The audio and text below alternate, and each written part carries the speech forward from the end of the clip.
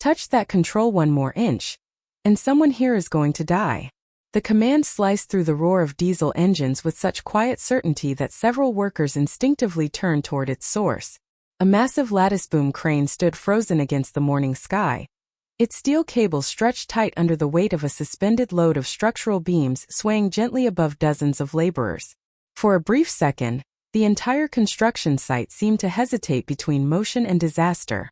Richard Collins, the site superintendent, removed his safety glasses with a slow, irritated sigh before glaring at the stranger who had dared interrupt his schedule. "And who exactly do you think you are?" he barked, loud enough for everyone within 50 feet to hear. "You don't tell us how to run this site." The man standing beyond the safety barrier didn't flinch. He wore faded work boots dusted with dried concrete, a weathered reflective vest without a company logo, and a plain white hard hat marked only by years of scratches. There was nothing about Malcolm Hayes that suggested boardrooms, billion-dollar contracts, or executive offices. To everyone watching, he looked like another inspector who had wandered into the wrong place.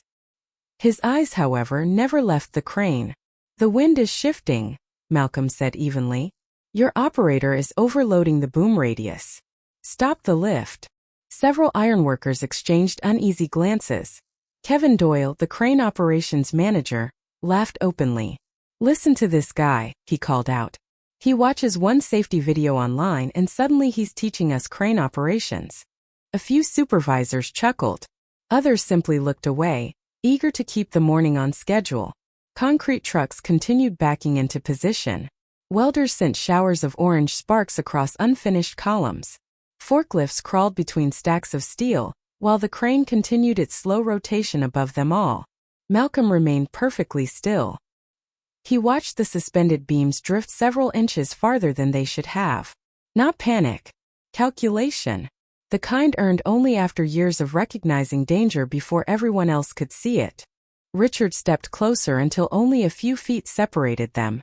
"You're holding up a project worth $80 million, he said with a mocking smile. "Unless you've got authority from someone important, get off my site." Silence settled between them. Malcolm looked once more toward the crane, then toward the dozens of workers moving beneath it, completely unaware of how little separated routine from catastrophe. Finally, he reached into his pocket and pulled out his phone. There was no anger in his face. No desire to argue. Only the calm expression of a man who had already decided what would happen next. Around them, engines continued to rumble. The crane kept moving. And somewhere beyond the chain-link fence, a convoy of white government vehicles had just turned onto the road leading directly toward the construction site. Malcolm's thumb hovered above the screen for only a moment before he slipped the phone back into his vest pocket. Not yet. The timing had to be exact. He wasn't standing there to prove anyone wrong. He was there to find out how people behaved when they believed no one important was watching. The Riverside Exchange project stretched across nearly 40 acres on the edge of the city, its forest of cranes dominating the skyline.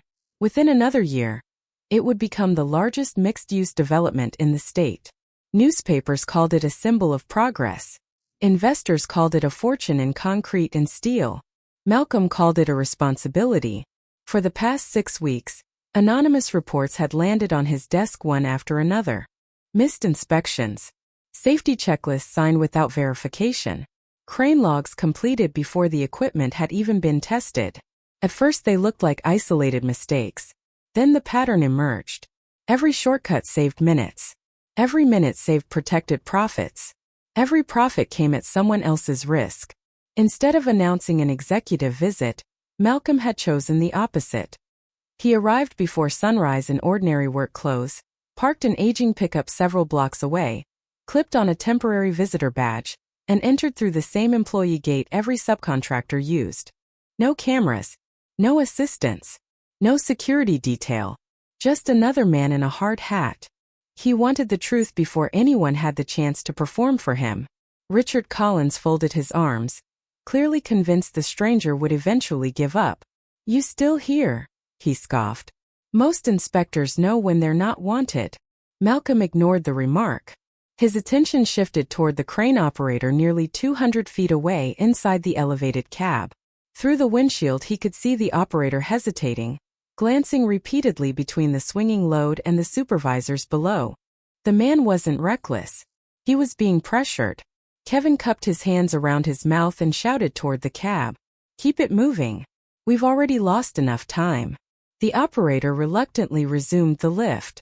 The steel bundle drifted again, this time passing directly above a crew installing reinforcing bars. A young safety coordinator named Emily Foster felt her stomach tighten. She had reviewed the weather update less than 20 minutes earlier. Gusts were building faster than forecast, and the allowable lifting conditions were becoming increasingly unpredictable. She looked toward Richard. "We may want another wind reading." Richard didn't even turn his head. "We're behind schedule." Emily's lips pressed together. She had heard that answer too many times. Across the site, Malcolm noticed the exchange without saying a word. Every reaction, every dismissal, every uneasy glance confirmed the same conclusion forming in his mind. The greatest danger on this project wasn't the machinery. It was the culture surrounding it. Far beyond the perimeter fence, the white government vehicles rolled steadily closer, their blue and gold agency markings now visible beneath the morning sun. None of the supervisors noticed. Malcolm did. His expression remained unreadable as he quietly checked the time. The next few minutes would determine far more than the fate of a single crane. The bundle of steel groaned as it swung through another arc, its shadow sliding across the unfinished concrete deck below. Every worker instinctively glanced upward before returning to the job. They trusted the equipment. They trusted the people giving the orders. Malcolm trusted neither.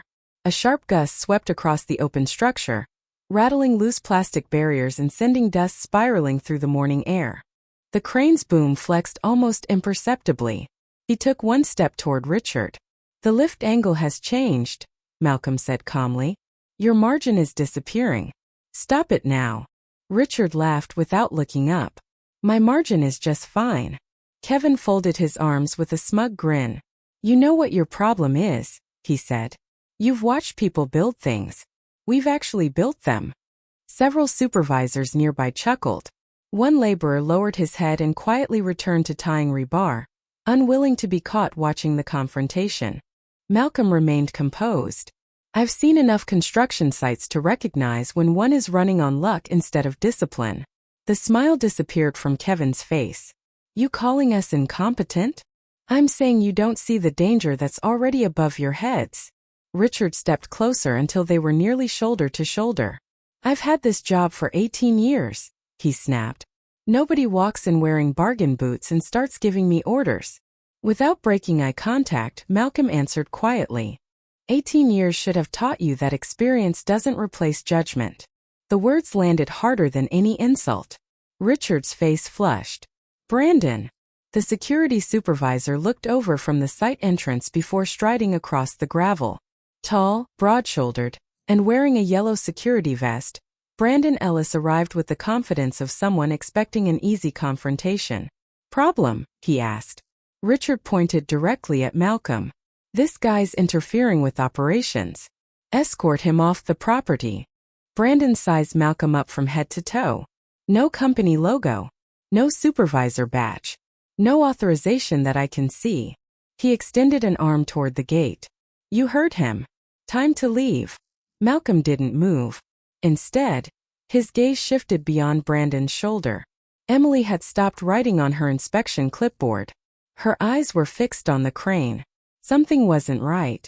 The load had begun rotating faster than before, twisting slowly against the rigging despite the operator's attempts to steady it. Luis Martinez, working the signal station below, frowned and raised both hands. "Hold it," he shouted into his radio.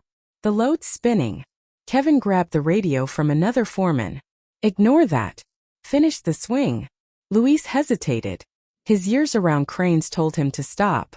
His supervisor was telling him to continue. For one long second, neither order won. Malcolm watched the uncertainty spread across the faces of the crew, like a ripple moving through still water. Fear was replacing routine. Far down the access road, the convoy of government vehicles reached the construction entrance and slowed to a stop outside the security gate. No sirens. No flashing lights. Just quiet arrivals. The first door opened. Men and women wearing white hard hats marked with bold blue OSHA lettering stepped out, carrying inspection cases as they walked toward the gate with deliberate purpose. The white hard hats outside the gate caught Emily's attention before anyone else's. She narrowed her eyes. Blue OSHA lettering. A full inspection team. Her pulse quickened. She looked back toward Richard, expecting even a flicker of concern. Instead, he waved dismissively toward Brandon as though removing Malcolm mattered far more than the government vehicles now waiting at the entrance. "Get him out," Richard ordered. "The inspectors can wait." Brandon took another step forward. "Sir, I'm asking you one last time." Malcolm's expression remained unchanged.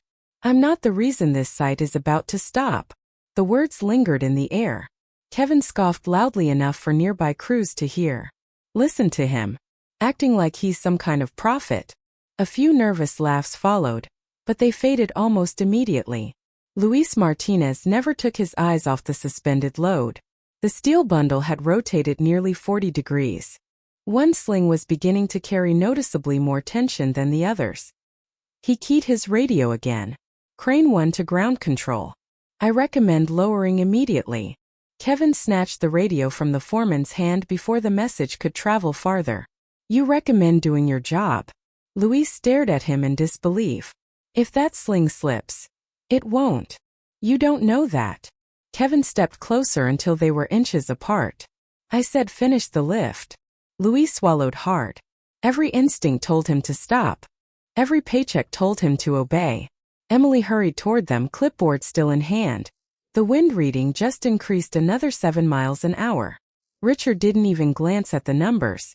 "We're almost done." "No," Emily replied louder this time. "We're outside the conditions we approved this morning." Several nearby workers paused. Conversations died. For the first time since sunrise, the construction site was listening. Richard turned sharply. "Emily, unless you suddenly became superintendent, stay in your lane."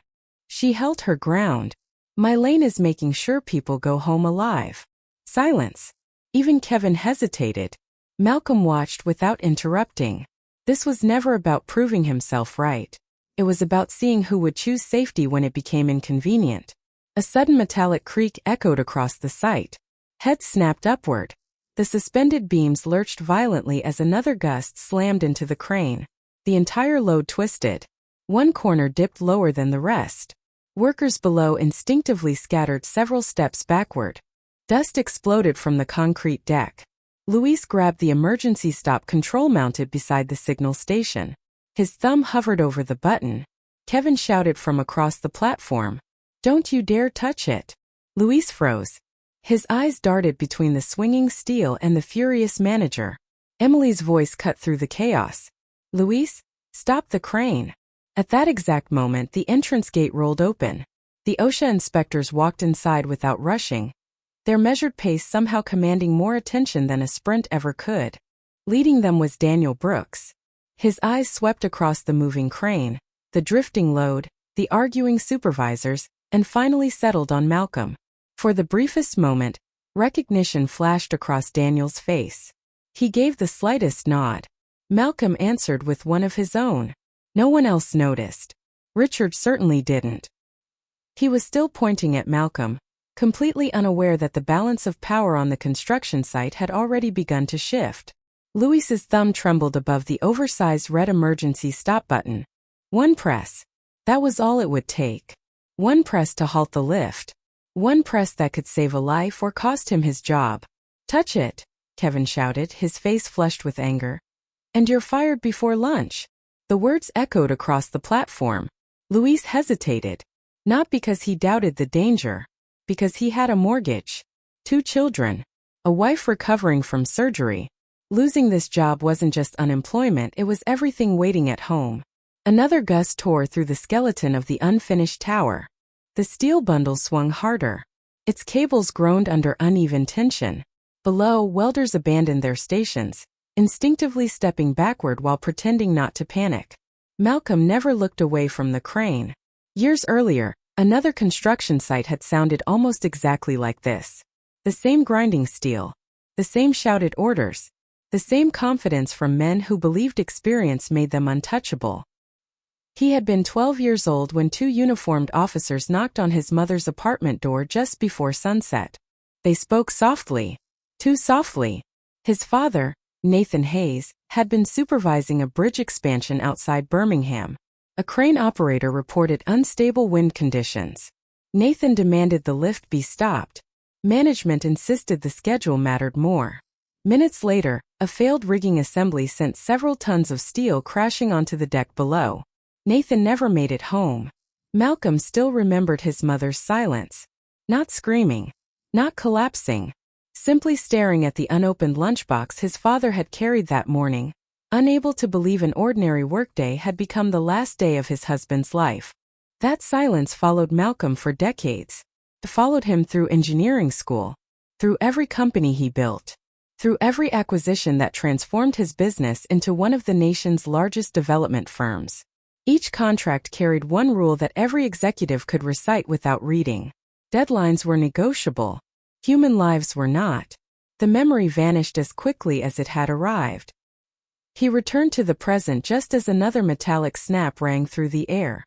Emily's eyes widened. Look at the rear sling. A strand of wire rope had begun to unravel near one of the connection points. Not a complete failure. Not yet. But enough to send a chill through every experienced worker watching. Louis saw it too. His face drained of color. This lift is compromised, he yelled. Richard pointed furiously toward the crane. Finish it.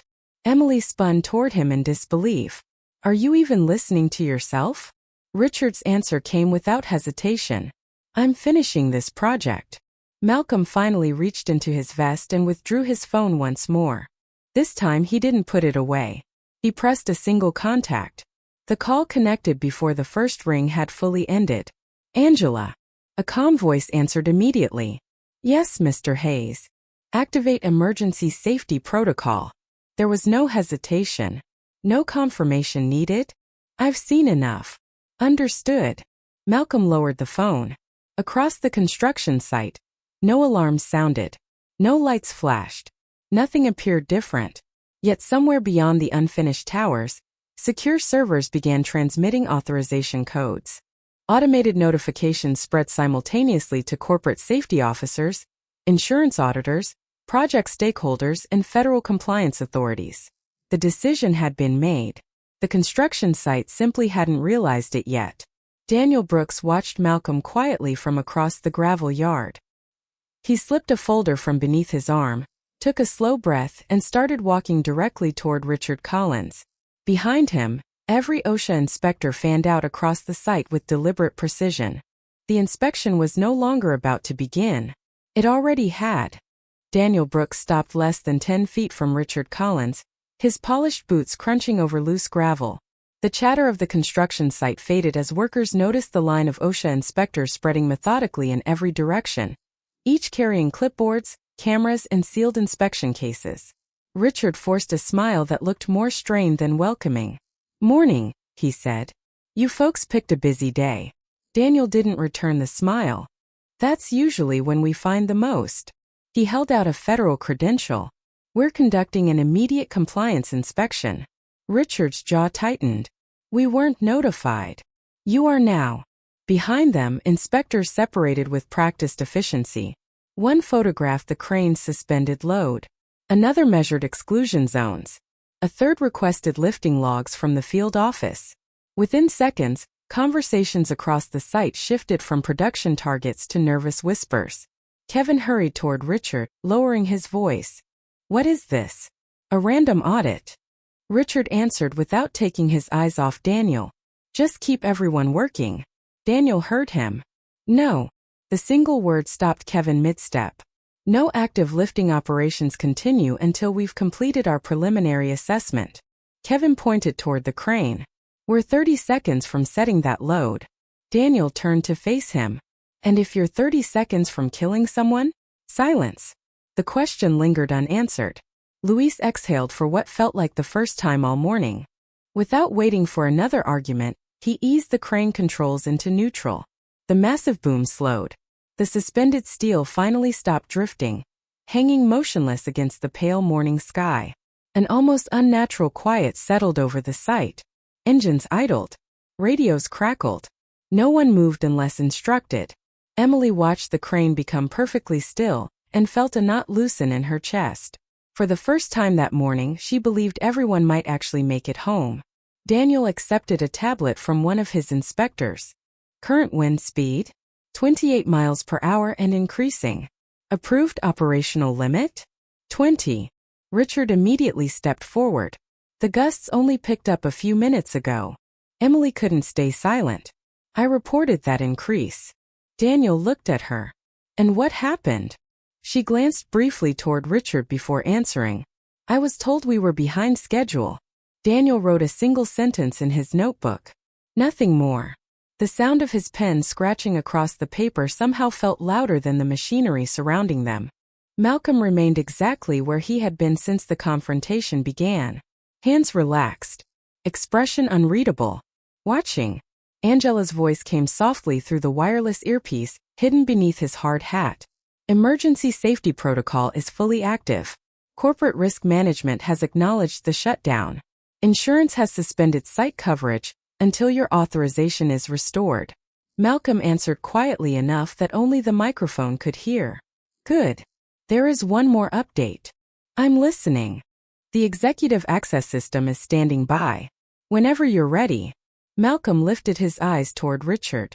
The superintendent was still trying to convince Daniel that everything remained under control, speaking faster now, each explanation sounding weaker than the one before.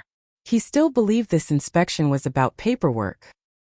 He still believed the man in worn boots standing 20 yards away was nothing more than an inconvenient stranger. Daniel closed his notebook and slowly turned toward Malcolm. In a voice calm enough to silence every conversation within earshot, he asked, Mr. Hayes, would you like to explain why you ordered every crane on this project to stop before we arrived? Every head on the construction site turned toward the quiet man in the weathered safety vest. For a heartbeat, no one answered. The question hung over the construction site with a weight heavier than the steel still suspended above them. Richard frowned. Mr.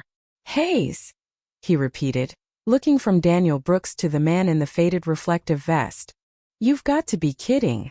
Daniel didn't blink. I asked Mr. Hayes a question.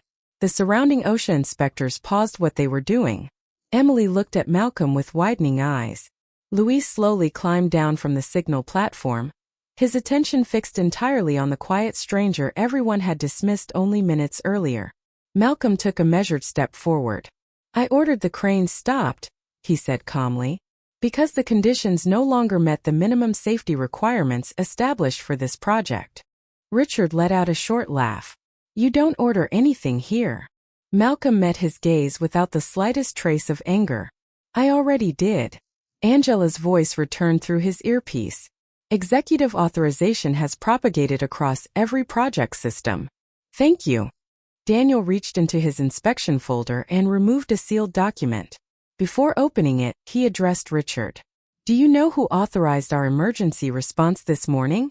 Richard folded his arms. I assume someone at corporate overreacted. Daniel opened the folder. The request came directly from the executive owner responsible for this development. Kevin looked confused. What executive owner? Daniel turned toward Malcolm. You may answer that yourself. The wind swept across the unfinished towers once more, fluttering loose safety banners high above the crews. Malcolm removed his scratched white hard hat and tucked it beneath his arm. There was nothing dramatic about the gesture. No raised voice. No triumphant smile. Only quiet certainty. My name is Malcolm Hayes. He let the words settle before continuing. I'm the Chief Executive Officer of Hayes Urban Development. Several workers exchanged bewildered looks. Richard's expression remained skeptical. So what? Malcolm took another step. The company standing behind every contract on this site. Another step.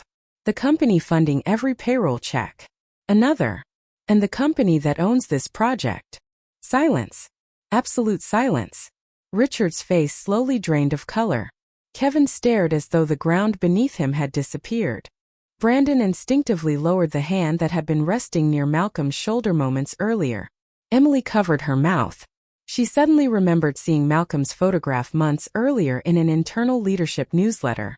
Without the tailored suit and polished boardroom lighting, she hadn't recognized him. Luis whispered almost to himself. "He's the CEO." Daniel broke the silence. "No." He looked deliberately toward every supervisor standing nearby. "He's the reason every one of you had an opportunity to build this project." Richard shook his head. This has to be some kind of setup." Malcolm answered before Daniel could. "No." His voice remained steady. "This was an inspection." He slowly turned, looking across the hundreds of workers now standing motionless beneath silent cranes. "I came here hoping the anonymous safety reports were exaggerated." He faced Richard again. "Instead, I watched supervisors ignore wind limits." He looked toward Kevin. "I watched experienced managers pressure operators to continue unsafe lifts." His eyes moved to Brandon. "And I watched security try to remove the one person asking that everyone go home alive." No one spoke. No one could. Malcolm drew a slow breath before delivering the sentence that seemed to stop time itself. "You didn't know who I was." He paused. "But that's not your greatest failure." His eyes swept across the silent construction site. "You were willing to gamble hundreds of lives because you believed deadlines mattered more than people. That is why every crane stopped. And why none of them will move again until this site deserves to reopen." No one applauded. There was no dramatic outburst.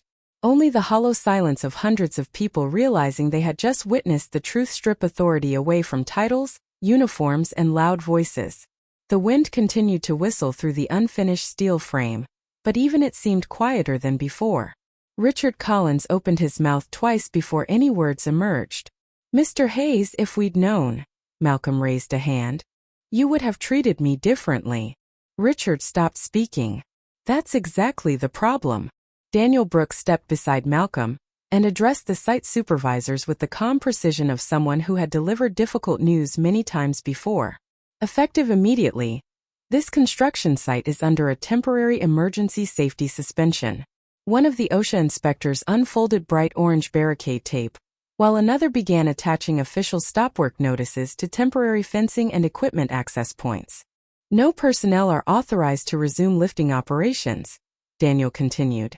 "Every active work zone will be inspected before any activity is permitted to restart." A murmur spread through the gathered workers.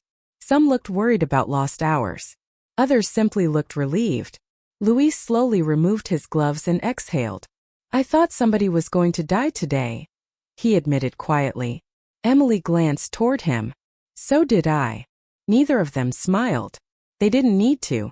They were simply grateful the worst had never happened. Daniel accepted another tablet from an inspector. The preliminary findings include ignored wind restrictions, incomplete lift verification records, inadequate hazard controls, and documented attempts to continue operations after safety concerns were raised. Each sentence landed like another crack in the foundation beneath Richard's authority. Kevin's confidence disappeared entirely. "We can fix this," he said, his voice suddenly uncertain. "Give us a chance to correct the paperwork." Daniel looked directly at him. "This isn't a paperwork violation." He gestured toward the crane towering above them. "It's a decision-making violation." Behind Malcolm, Angela's voice sounded through his earpiece once again. "The executive board has completed its emergency review." "I'm listening." "Access credentials for Richard Collins, Kevin Doyle, and Brandon Ellis have been revoked. Their project authority has been terminated effective immediately." Malcolm nodded almost imperceptibly.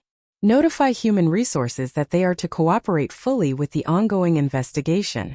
"Already completed."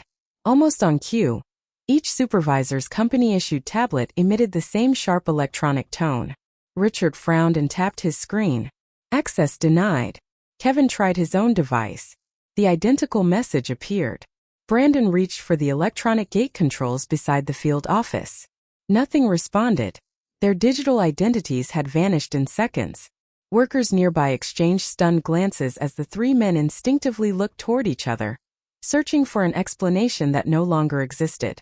Daniel closed his inspection folder. "You are no longer authorized to issue instructions on this project." Richard's shoulders, once squared with certainty, slowly sagged. For the first time all morning, He looked less like the man in charge and more like someone confronting the consequences of every shortcut he had defended. Malcolm surveyed the silent construction site one last time before turning toward the hundreds of workers still waiting for direction. "I don't want anyone remembering today because people lost their jobs," he said evenly. "I want you to remember today because everyone gets the chance to go home."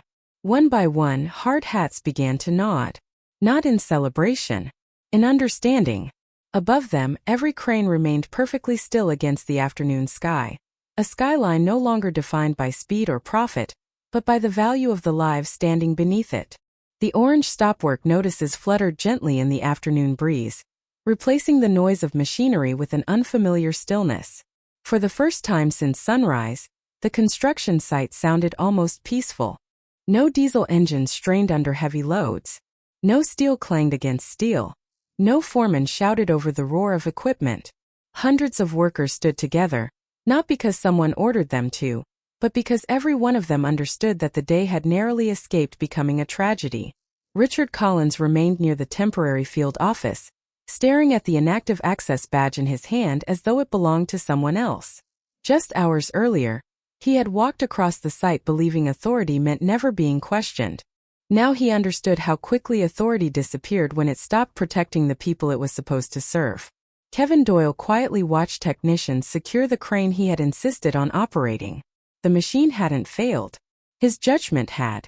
Brandon Ellis removed the radio from his belt and placed it on the folding table beside the security office without saying a word.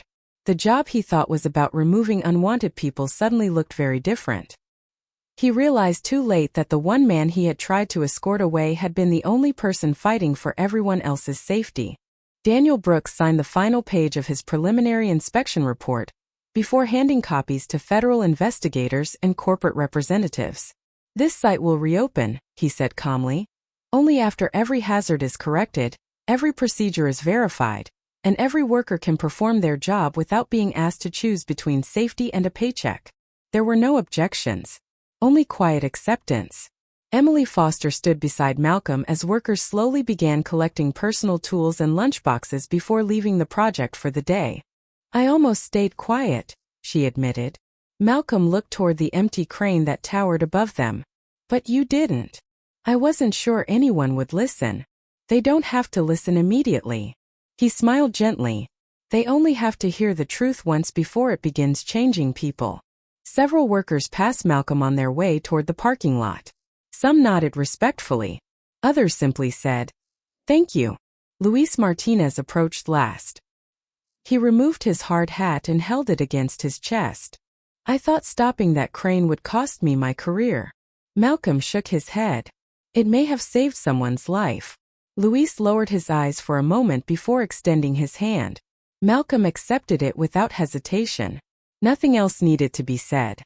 As the parking lot slowly filled with departing trucks, emergency barricades remained in place around the silent equipment. Engineers, inspectors, and safety officers continued documenting every violation, not to assign blame alone, but to make certain the same failures would never be repeated. Weeks later, the project reopened under an entirely new leadership team. Every supervisor completed expanded safety certification. Anonymous reporting channels became mandatory. Any employee, regardless of title or position, received the authority to stop unsafe work without fear of retaliation.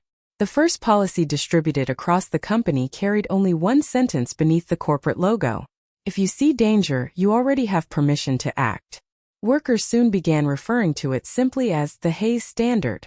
It wasn't remembered because a CEO revealed his identity. It was remembered because a culture built on silence had finally been challenged. On the morning construction resumed, Malcolm returned once again wearing ordinary work boots and a plain reflective vest. This time, nobody mistook his appearance for his value. Laborers greeted him with smiles. Operators waved from their crane cabs. Supervisors paused to review safety checklists before giving a single instruction. The cranes rose into the morning sky once more, but they moved differently now. Not with greater speed but with greater care.